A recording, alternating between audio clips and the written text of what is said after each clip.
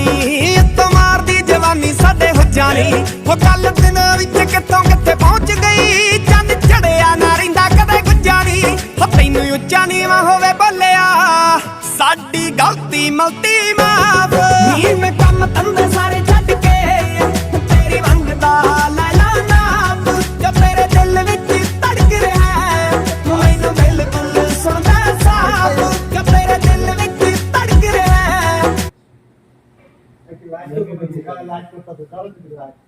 live